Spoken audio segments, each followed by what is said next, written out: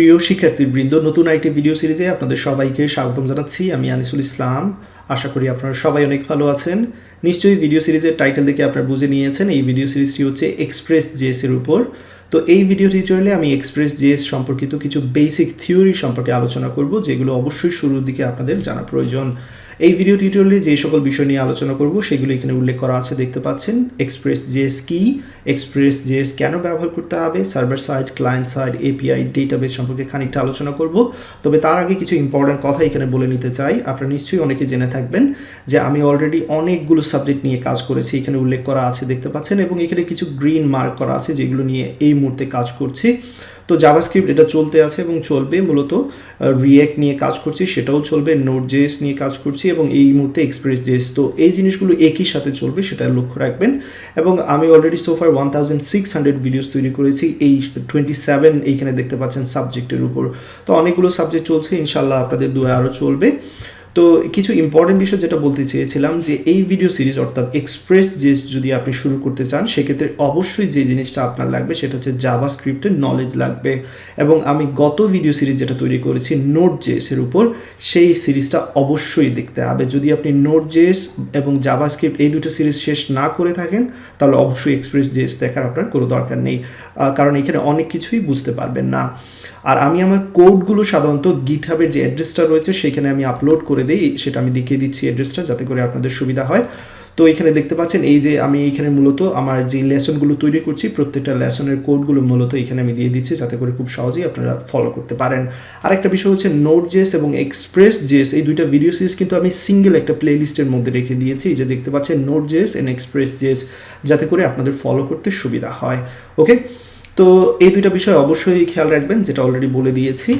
আর যদি কোনো কিছু কোয়েশ্চেন থাকে আপনাদের, সেক্ষেত্রে আপনারা অবশ্যই ইউটিউবের নিচে কমেন্ট করতে পারেন, এই ভিডিওর নিচে বা ভিডিওগুলোর নিচে কমেন্ট করতে পারেন। এছাড়াও আমি নিয়মিত সাপ্তাহিক যে প্রশ্ন উত্তর পর্ব আয়োজন করি বিভিন্ন গুগল ফর্মের মাধ্যমে, সেটা আপনারা ফলো করতে পারেন। আমি আমার ইউটিউবের কমিউনিটিতে মূলত সেটা আমি শেয়ার করে থাকি, কিংবা ফেসবুক পেজেও আপনারা খেয়াল রাখতে পারেন আপডেটের জন্য। তারপর যে বিষয়টা হচ্ছে যে মেক শিওর যে আপনারা আমার সাথে সোশ্যাল মিডিয়াতে কানেক্টেড আছেন, এবং যখনই ভিডিওগুলো দেখবেন সবসময় কিন্তু প্লে লিস্ট থেকে দেখার চেষ্টা করবেন, কারণ রেগুলার আমি অনেক কিছু আপডেট করে থাকি, হয়তো বা ডাউনলোড করার পর সেগুলো খুঁজে পাবেন না। তো যাই হোক, এবার চলুন মূলত শুরু করে দিই। যেহেতু এটা ভিডিও সিরিজের শুরুর দিকে আমি কথাগুলো বলছি, তাই এই কথাগুলো অবশ্যই আমার বলা প্রয়োজন ছিল, সেই জন্য বলে নিলাম। এতে করে পুরো ভিডিও সিরিজটা আপনার ফলো করতে সুবিধা হবে। যে কোনো ভিডিও সিরিজ ফলো করার জন্য এই প্রসিজিওরগুলো অবশ্যই ফলো করতে হবে। কোডগুলো গিটহাবে পাবেন, সেখান থেকে ফলো করার চেষ্টা করবেন। অ্যান্ড দেন সোশ্যাল মিডিয়ার মাধ্যমে রেগুলার কানেক্টেড থাকতে পারেন। আমি চেষ্টা করি সবসময় আপনাদের প্রশ্নগুলোর উত্তর দেওয়ার। তো এক্সপ্রেস জেএস কি এবং সেটা কেন প্রয়োজন, সেই বিষয় সম্পর্কে এবার আমরা জানি।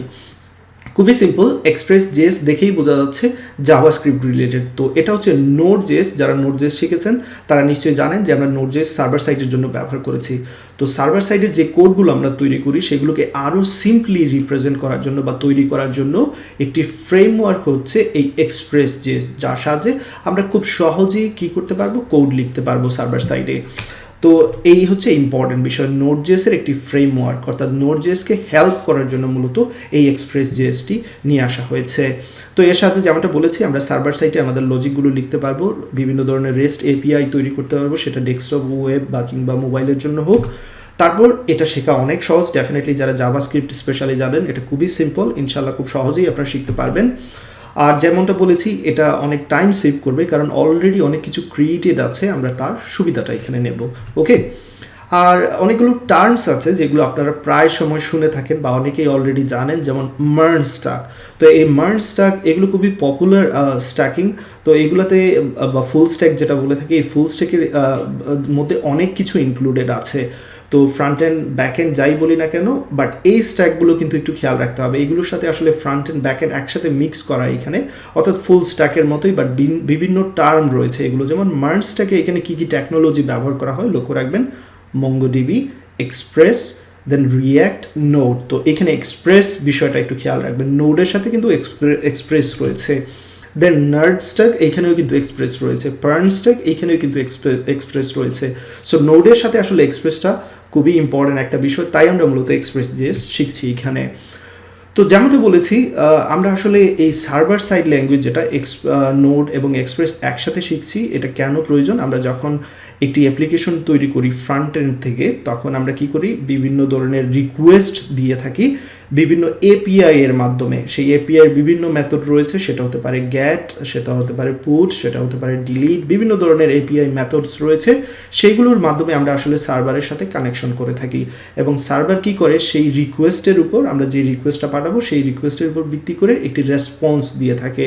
এবং অবশ্যই সার্ভার ডাটাবেজের সাথে কি করে, এখানে যোগাযোগ করে থাকে। যদি আমরা কোনো ডাটা কি করতে পারি, স্টোর করতে চাই ফ্রন্ট এন্ড থেকে, সার্ভার কি করবে, সেটা নিয়ে ডাটাবেজে রাখবে। আবার যদি আমরা ডাটাটা রিড করতে চাই, কোনো একটা ডাটা খুঁজে নিতে চাই, সেক্ষেত্রে আবারও সার্ভারে আমরা রিকোয়েস্ট পাঠাবো, সার্ভার কি করবে, সেই ডাটাবেসটা খুঁজে আমাদের দিবে। অর্থাৎ ব্যাক এন্ড রিলেটেড বা সার্ভার সাইড যে লজিকগুলো আমরা মূলত এই জায়গায় করে থাকি সার্ভারে, যেটা আমরা নোড.js এবং এক্সপ্রেস.js এর সাহায্যে করব।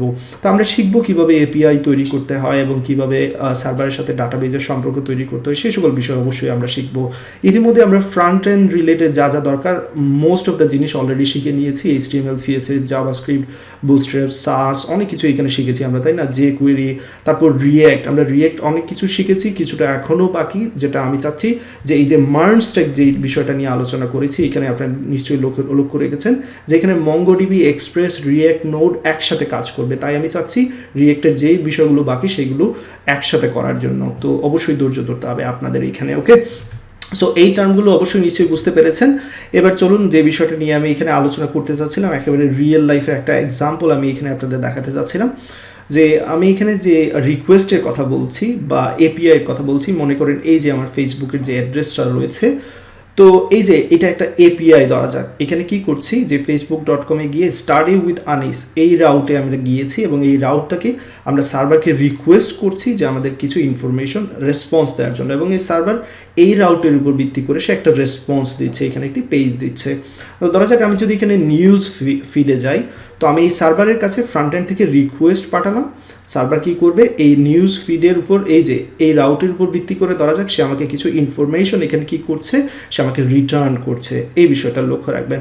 তো সার্ভারে আমরা রিকোয়েস্ট করলে সার্ভার কি করে, রেসপন্স করে। সেটা রেসপন্সটা কি হতে পারে, একটি HTML পেজ হতে পারে ধরা যাক, কিংবা স্ট্রিং হতে পারে, জেসন ফাইল, জেসন হতে পারে, অনেক কিছুই হতে পারে। সেগুলো নিয়ে আমরা পরবর্তীতে অবশ্যই বিস্তারিত আলোচনা করব। যেহেতু এটা শুরুর দিকে জাস্ট একটি বেসিক ধারণা দেওয়ার জন্য যে আমরা সার্ভারকে কি করি, রিকোয়েস্ট পাঠাই, এবং রিকোয়েস্ট পাঠানোর জন্য বিভিন্ন মেথড রয়েছে, সেই মেথডগুলো নিয়ে আমরা আলোচনা করব, এবং সার্ভার সেই রিকোয়েস্টের উপর ভিত্তি করে আমাদের রেসপন্স দিয়ে থাকে। তো ধরা যাক আমরা এখানে যদি ক্রিয়েট পোস্ট করতে চাই, অর্থাৎ কোনো কিছু ক্রিয়েট করতে চাই, তাহলে রিকোয়েস্ট পাঠাবো সার্ভারকে ক্রিয়েট করার জন্য কিছু ডাটা দিয়ে। সার্ভার কি করবে, সেই ডাটাগুলো নিয়ে ডেটাবেজে রাখবে এবং আমাদের একটা রেসপন্স ব্যাক করবে। এই হচ্ছে সার্ভারের কাজ। আবার ধরা যাক আমরা কোনো কিছু যদি এডিট করতে চাই, দ্যাট মিনস আপডেট করতে চাই, তাহলে আমরা কি করব, আপডেট রিকোয়েস্ট সার্ভারকে দেবো এবং সার্ভার সেই রিকোয়েস্টটার উপর ভিত্তি করে আপডেট করবে। আবার ধরা যাক আমরা কোনো কিছু যদি পেতে চাই, সেক্ষেত্রে কি করব, গেট রিকোয়েস্ট করতে পারি। তো এটা ডিপেন্ড করে আমাদের রিকোয়েস্টের উপর এবং সার্ভার কীভাবে সেটা রেসপন্স করবে। তাহলে এখানে আসলে রিকোয়েস্ট রেসপন্স খুবই ইম্পর্টেন্ট বিষয়, এবং যে রিকোয়েস্ট মেথডগুলোর কথা বলছি, অর্থাৎ এপিআই ক্রিয়েট করা, এই জিনিসগুলো অবশ্যই এখানে ইম্পর্টেন্ট বিষয়। তো আমরা শিখবো কীভাবে সার্ভার তৈরি করতে হয়, কীভাবে এপিআই তৈরি করতে হয়, কীভাবে সার্ভারকে রিকোয়েস্ট পাঠাতে হয়, এবং সার্ভার থেকে আবার কীভাবে রেসপন্স পাঠাতে হয়, এই সকল বিষয় সম্পর্কে আমরা বিস্তারিত শিখবো এই কোর্সে। তো পরবর্তী ভিডিও টিউটোরিয়ালে দেখাবো আমি আপনাদের কীভাবে এক্সপ্রেস.js এর মাধ্যমে সার্ভার তৈরি করতে হয়। এই ভিডিও থেকে আশা করি কিছুটা হলেও আইডিয়া পেয়েছেন। আর স্পেশালি যারা নোড.js ফলো করেছেন, নিশ্চয়ই রাউটিংয়ের বিষয়টা বা রিকোয়েস্ট কীভাবে পাঠাতে হয় সেটা নিশ্চয়ই খেয়াল করেছেন। তো সবাই ভালো থাকবেন, সুস্থ থাকবেন, আল্লাহ হাফিজ।